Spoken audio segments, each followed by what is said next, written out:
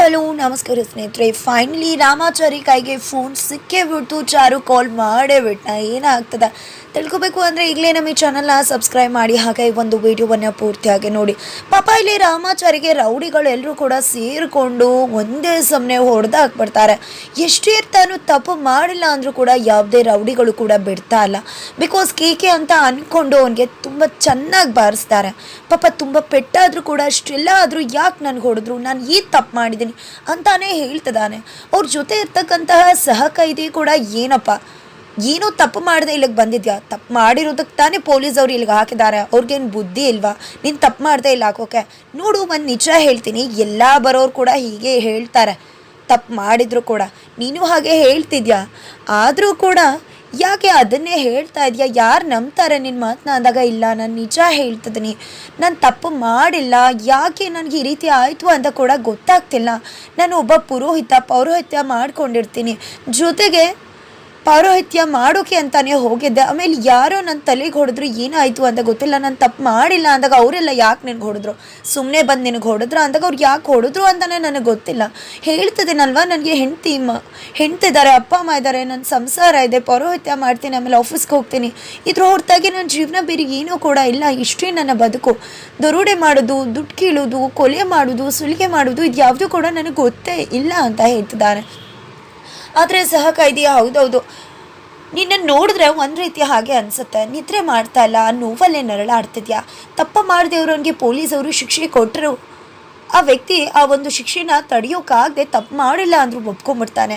ಆದರೆ ನೀನು ಇಷ್ಟೆಲ್ಲ ಓಡಿಸ್ಕೊಂಡು ಬಡಿಸ್ಕೊಂಡು ನೋವಾಗಿದ್ರು ಕೂಡ ಈಗಲೂ ಕೂಡ ನಾನು ತಪ್ಪು ಮಾಡ್ತಿಲ್ಲ ಅಂತ ಹೇಳ್ತಿದ್ರೆ ಯಾರು ನಂಬ್ತಾರೋ ಬಿಡ್ತಾರೋ ಗೊತ್ತಿಲ್ಲ, ಯಾಕೋ ನನಗೆ ನಿನ್ನ ಮೇಲೆ ನಂಬಿಕೆ ಬರ್ತಾ ಇದೆ ಅಂತಾರೆ.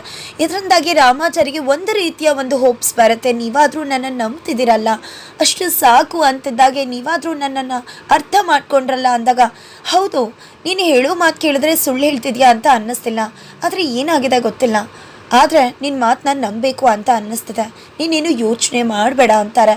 ನೀನು ಪದೇ ಪದೇ ಫೋನ್ ಬೇಕು ಮಾತಾಡ್ತೀನಿ ಅಂತ ಕೇಳಿದ್ರೆ ಯಾರೂ ಕೂಡ ನಿನಗಿಲ್ಲಿ ಫೋನ್ ಕೊಡೋದಿಲ್ಲ, ಆದರೆ ನಾನು ನಿನಗೆ ಫೋನ್ ಅರೇಂಜ್ ಮಾಡ್ತೀನಿ, ಆ ಫೋನನ್ನು ತೊಗೊಂಡು ನೀನು ಮಾತಾಡು, ನೀನು ಮಾತಾಡಿದ್ರೆ ಮಾತ್ರ ಹೊರಗಡೆಯವರು ನಿನ್ನನ್ನು ಬಿಡಿಸ್ಕೊಂಡು ಹೋಗೋದು ಸಾಧ್ಯ.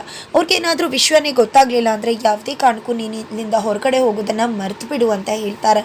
ನಂತರ ಫೋನ್ ಸಿಕ್ಕ ತಕ್ಷಣ ಚಾರು ಮೇಡಮ್ಗೆ ಕಾಲ್ ಮಾಡಬೇಕು. ಪಾಪ ಅವ್ರು ಊಟ ಮಾಡಿರ್ತಾರೋ ಇಲ್ವೋ, ನಾನು ಇಲ್ಲದೆ ಮನೆಯವರೆಲ್ಲ ಎಷ್ಟು ಗಾಬರಿ ಮಾಡ್ಕೊಂಡಿರ್ತಾರೋ, ಖಂಡಿತ ಮೇಡಮ್ಗೆ ತಿಳಿಸಿದ್ರೆ ಅವ್ರು ನನ್ನಿಂದ ಇಲ್ಲಿ ಬಿಡಿಸ್ಕೊಂಡು ಹೋಗ್ತಾರೆ ಅಂತ ರಾಮಾಚಾರಿ ಹೋಪ್ಸಲಿದ್ದಾನೆ.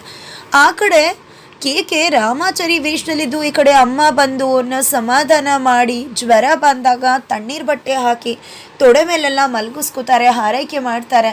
ನೋಡು ಚಾರು, ನಾನು ಅವತ್ತು ಬುದ್ಧಿ ಹೇಳಿದ್ದೆ, ಹೊರಗಡೆ ಮಲಗಬೇಡ ಅಂತ ರಾಮಾಚಾರಿಗೆ. ಅವತ್ತಿಂದ ಎಷ್ಟೇ ಸಮಸ್ಯೆ ನಿಮ್ಮ ಮಧ್ಯೆ ಬಂದರೂ ಕೂಡ ಹೊರಗಡೆ ಮಲ್ಕೊಳ್ಳಿಲ್ಲ, ಆದರೆ ಇವತ್ತು ಯಾಕೆ ಮಲ್ಕೊಂಡಿದ್ದಾನೆ ಅರ್ಥ ಆಗ್ತಿಲ್ಲ.